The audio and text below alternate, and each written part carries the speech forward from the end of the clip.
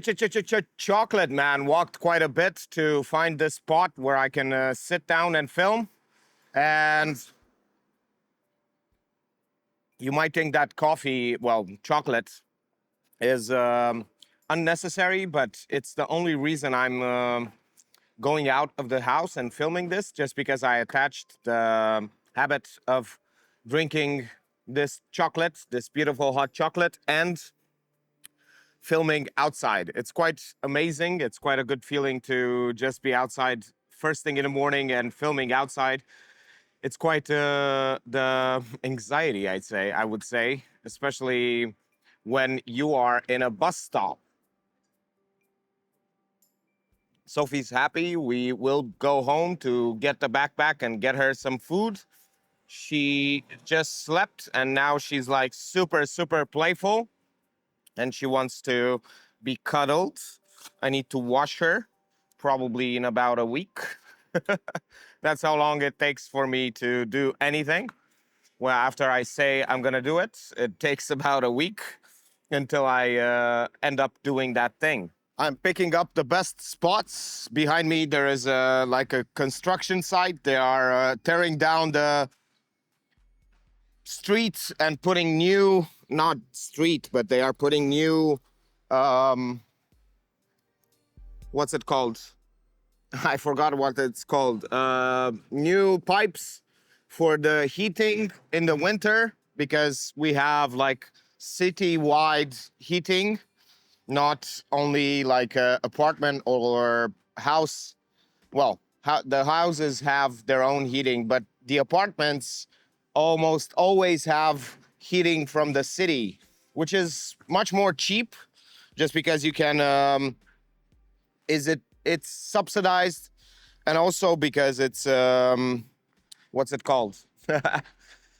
They can negotiate deals better than you can negotiate on your heating contract, on your gas or electric bill, or whatever else you use to heat you up, like hot chocolate. I changed angle just because I didn't finish the chocolate. I kind of messed up the thing, but it's fine. So basically, today I'm gonna finish the 4 courses and start illustrating on my iPad. I'm gonna also post one of the courses, which will be very, very nice. And I'm gonna jiggle with it. I'm gonna have a lot of fun. Now I can't, well, I'm having a bit of fun, but the most fun I'm gonna have is going to be after I drink this chocolate and I start having some brain cells instead of just sleep paralysis. I don't have sleep paralysis. But it's funny, I'm gonna let go a bit more of the desire to control everything I'm gonna say.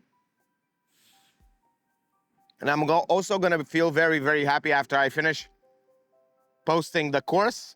I also need to take some photos. So that's gonna be awesome. And now I'm gonna go home to get my backpack and start working. I'm gonna bring you once again, because it doesn't take that much time to edit these kinds of videos. So that's gonna be a lot of fun.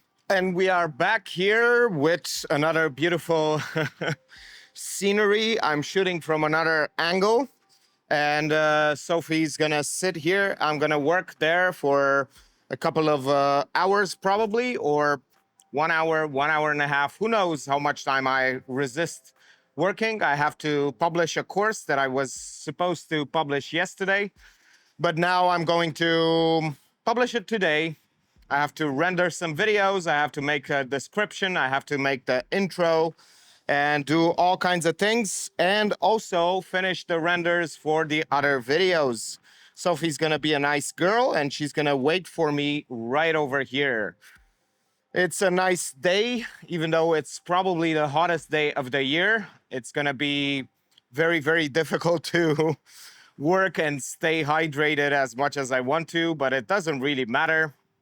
I'm going to be more productive today, hopefully, even though I slept quite a bit. And that's just because I want to accommodate myself of sleeping during the day, just because I cannot film at night during the day at home. So I need to film at night, which means I have to train myself for about a week and a half to train to sleep during the day so that I can work at night, so that I can film the 12 videos that I want, the 12 courses that I want to film.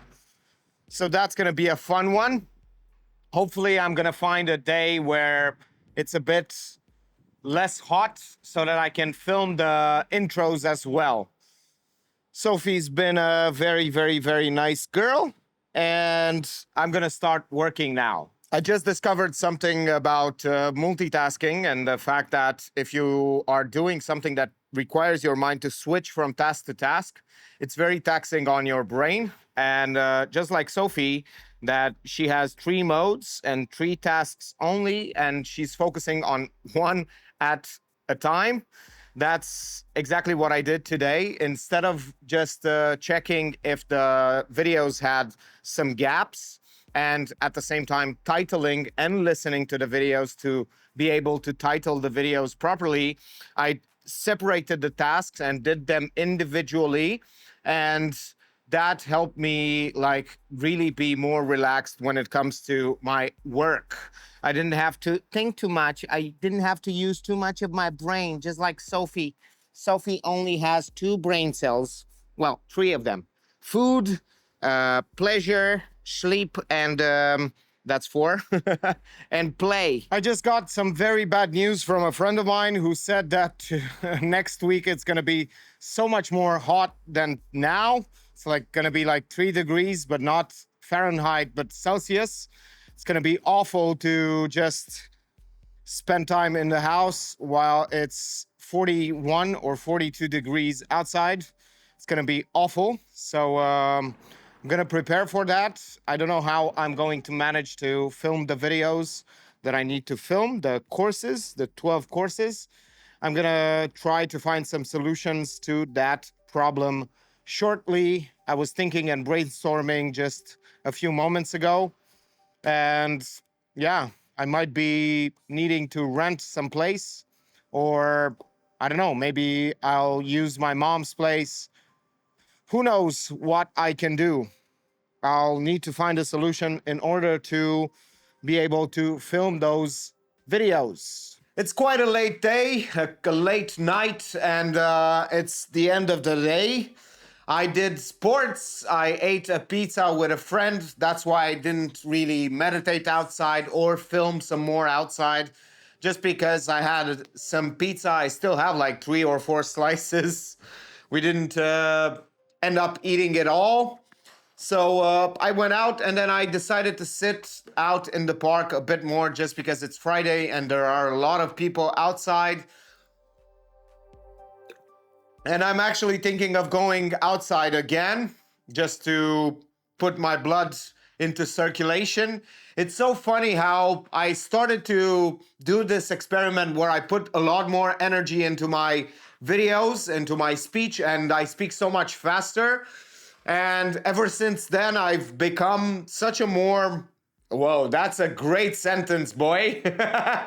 I've become a more energetic person. I have so much more energy. I don't get exhausted. I don't get tired because I don't practice being tired. I only practice having a lot of energy, and I build that muscle of having more energy, and I rise the standard, rise the bottom of the whenever you have like the amount of energy that you have each day is limited. But if you increase it, if you demand more and more, that level of energy that you have each day increases day by day. And the more you do it, the more energy you get back and the more revitalized you feel each day. Instead of, it's so counterintuitive. You think that if you get to do a lot more energy and you expand so much more energy, you get exhausted, when in fact it is not like that. It's when you sit in that state of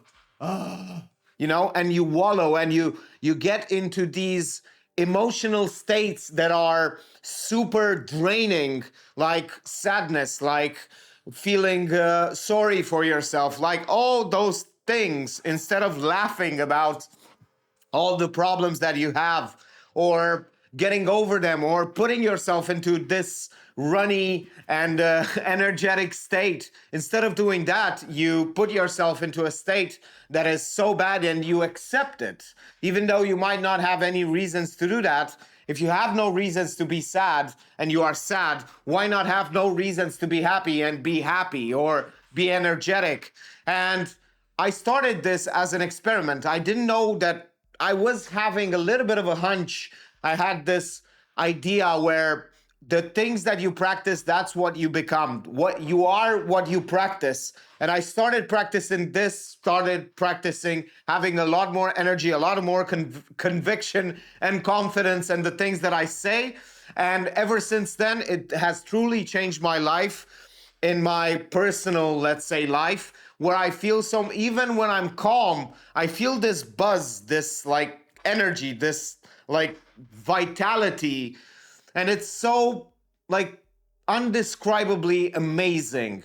You cannot understand, and it doesn't seem to have a ceiling. It doesn't seem to, you get more and more. The more you practice it, the more you can speak, the more you can express yourself, the better words you find, the better nuances that you can paint with, let's say, in the sentences, in the phrases. So it's a weird experiment where it doesn't seem to have any end, any ceiling. There are certain plateaus every, like, I don't know, every week or so, or I have to remind myself to speak faster or louder, or I'm outside and I'm too shy, or whatever that means, to speak as loud as I speak right now. So yeah, and then there is this other more weird and counterintuitive thing where you think you have to know what you are going to say, and you have to control the things that you are going to say to sound articulate, to sound like you have a big lexicon, a big vocabulary, or whatever else, to sound fancy, to build complex ideas. But no, all you have to do is let go of the brake. You are constantly braking by trying to control it, by trying to get so much, to squeeze it, to just push it into this idea, this judgment that you put on the things that you say. You lower the standards so much that all of the brakes are gone, and then you start spewing the nonsense that you have inside of yourself. And at some point you start to get control, but it's such a different way of getting control over the sentences and the ideas that you have. It's a more letting go and understanding that you do not need to control it. You do not have the need to, you do not really have to think about things. You can just trust. It's so much more trust-based than control-based. You have to understand that you already have the things that you need to say. You already have all the stories, all the anecdotes, all the jokes, all the stupid, crazy things that you have to say. You already have them in your little small itty bitty brain. And just like mine is the smallest. And you shut down the brain, you shut down everything, and you start just expressing yourself. It's the most interesting thing ever. It's like a meditation. It starts to become so much more interesting, so much more of a freeing experience. You start to get energy, in fact, instead of just getting out and expanding and putting a lot of force into the voice and into the things that you want to express. You are actually getting excited, and you are getting fun. You are laughing. You are making yourself feel things. You are starting to get impressed, like, whoa, how did I say that? How did I end up? And you are also more charismatic, more engaging. You know how to pull focus and really make people feel more interesting. And you get so much more control, because basically the words, I read somewhere something, I might be wrong, I'm almost always wrong whenever I start to spew all of this garbage, but there is a statistic that says that in communication only 7% it's words or 3%, and the other 97% it's emotion, tone, and body language. So yeah, practice those. Practice the 97%. Practice conviction, practice tone, speak louder, speak with conviction, speak with confidence. I repeated myself. Oh no. Start to, and also the emotion, you start to see that if you smile and you put yourself in these weird states, you might say, oh, it's fake, he's faking it, he's like, but if I'm sad or if I'm pissed, I'm just gonna be pissed and I'm gonna tell you, look, I'm pissed, and I'm gonna embody that emotion. Like, put embodiment into your words. Nobody's communicating like this, and you're not supposed to communicate like this in the real world, of course. But the point is that whenever you do, you practice at a higher degree, at a higher level. So when you need just a little sprinkle on top, just a cherry on top, you can get loud, obnoxious, you can get fun, you can laugh, you can be gregarious. Fancy words. Thank you for watching and see you tomorrow.